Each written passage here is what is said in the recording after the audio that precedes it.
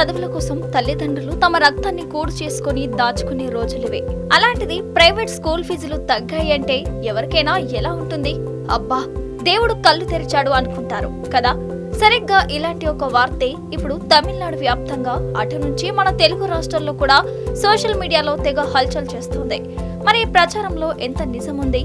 తమిళనాడు ప్రభుత్వం నిజంగానే private స్కూళ్ల గుత్తాధిపత్యానికి break వేసిందా? ఈ వైరల్ వార్తల వెనుక ఉన్న అసలు నిజమేంటో ఇప్పుడు తెలుసుకుందాం.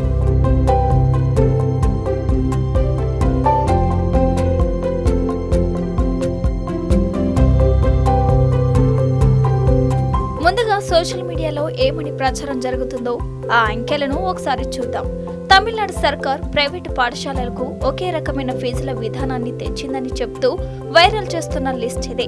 ఎల్కేజీకి 16,600, 1 నుండి 5వ తరగతి వరకు 18,600, 6వ తరగతి నుండి 8వ తరగతి వరకు 20,600, 9, 10వ తరగతికి 22,900, 11, 12వ తరగతుల వారికి 25,800.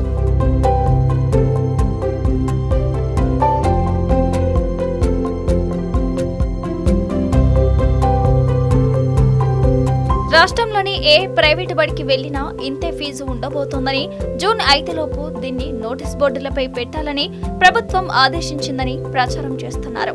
వినడానికి ఇది మధ్యతరగతి తల్లిదండ్రులకు అమృతంలో ఉన్నా అసలు నిజం ఏంటి అంటే ఈ వార్తల్లో అస్సలు నిజం లేదు. అవును, మీరు విన్నది నిజమే. రాష్ట్ర వ్యాప్తంగా అన్ని స్కూళ్లకు ఒకే ఫీజు విధానాన్ని ప్రభుత్వం తీసుకురాలేదు. మరి విద్యాశాఖ ఇచ్చిన ఆదేశాల వెనుక ఉన్న అసలు కథ ఏంటో ఇప్పుడు చూద్దాం.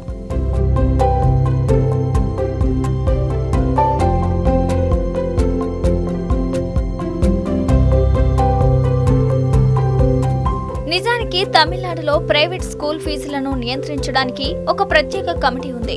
దాని పేరే స్కూల్ ఫీజు నిర్ధారణ కమిటీ.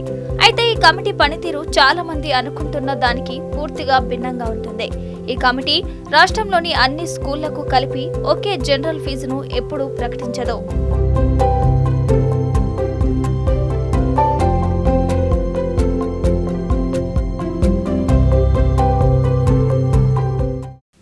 తమిళనాడు ప్రైవేటు పాఠశాలల చట్టం ప్రకారం ఈ కమిటీ రాష్ట్రంలోని ప్రతి విద్యా సంస్థను విడివిడిగా పర్సనల్ గా పరిశీలిస్తుంది.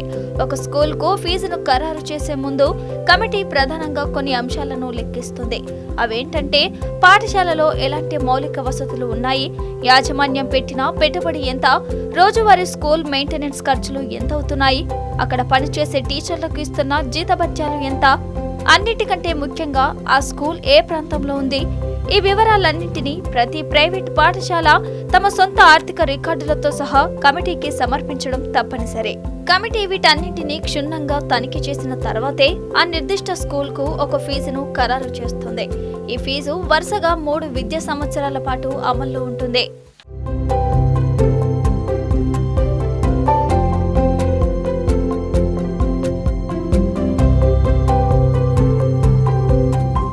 కమిటీ ఆమోదించిన 2026-27 విద్యా సంవత్సరపు అధికారిక రికార్డులను ఒకసారి పరిశీలిస్తే ఒకే తరగతికి స్కూళ్లను బట్టి ఫీజుల్లో కొండంత వ్యత్యాసం కనిపిస్తుంది. ఎక్కడో చిన్న గ్రామీణ ప్రాంతంలో ఉన్న ప్రైమరీ స్కూళ్లకు వార్షిక ఫీజు కేవలం 10,000 లోపే అమల్లో ఉంటే, అదే తరగతి చదవడానికి చెన్నై లాంటి నగరాల్లోని ప్రముఖ మెట్రిక్యులేషన్ స్కూళ్లలో ఫీజు 60,000 దాటింది.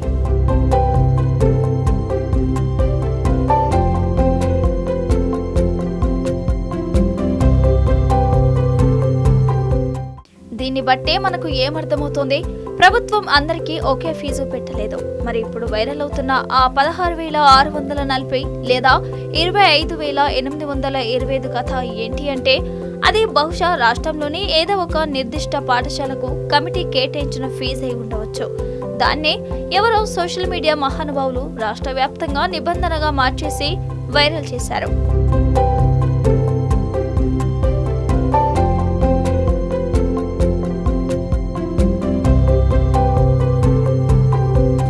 విద్యాశాఖ జారీ చేసిన తాజా ఉత్తర్వుల అసలు ఉద్దేశం ఏంటి? ప్రైవేటు పాఠశాలలు గుట్టుచప్పుడు కాకుండా తల్లిదండ్రుల నుంచి అదనపు వసూళ్లకు పాల్పడకుండా చూడటం, ఫీజు కమిటీ ద్వారా ఏ స్కూల్కు ఏ ఫీజు అయితే ఆమోదించబడిందో ఆ నిర్దిష్ట వివరాలను మాత్రమే సదరు పాఠశాల యాజమాన్యం తమ నోటీస్ బోర్డులపై అధికారిక వెబ్సైట్లలో జూన్ 5వ తేదీలోపు బహిరంగంగా ప్రదర్శించాలని ప్రైవేట్ పాఠశాలల డైరెక్టరేట్ ఆదేశించింది. అంటే ఒక స్కూల్ నోటీస్ బోర్డుపై ఉన్న ఫీజులు కేవలం ఆ సంస్థకు మాత్రమే వర్తిస్తాయి. అదే వీధిలో ఉన్న మరో స్కూల్కు కమిటీ పూర్తిగా భిన్నమైన ఫీజులను ఆమోదించి ఉండవచ్చు. ఇందులో ఎలాంటి దాపరికాలు ఉండకూడదనేదే ప్రభుత్వ సంకల్పం.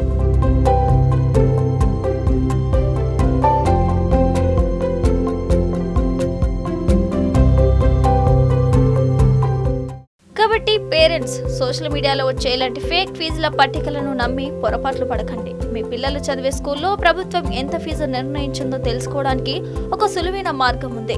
మీ జిల్లా పరిధిలోని పాఠశాలలకు ఫీజు కమిటీ ఆమోదించిన అసలు వివరాలను నేరుగా వారి అధికారిక వెబ్సైట్లో చూసి సరి చేసుకోవచ్చు. ప్రభుత్వ నిబంధనల ప్రకారం నోటీస్ బోర్డుపై ఫీజు పెట్టని స్కూళ్లపై అధికారులకు ఫిర్యాదు కూడా చేయవచ్చు. ఇదండి తమిళనాడు స్కూల్ ఫీజుల వెనుక ఉన్న అసలు సత్యం. ఈ సమాచారం మీకు నచ్చితే, ఉపయోగపడిందనిపిస్తే తప్పకుండా లైక్ చేయండి. మరో ముఖ్యమైన విశ్లేషణతో మళ్ళీ కలుద్దాం. చూస్తూనే ఉండండి టీ న్యూస్.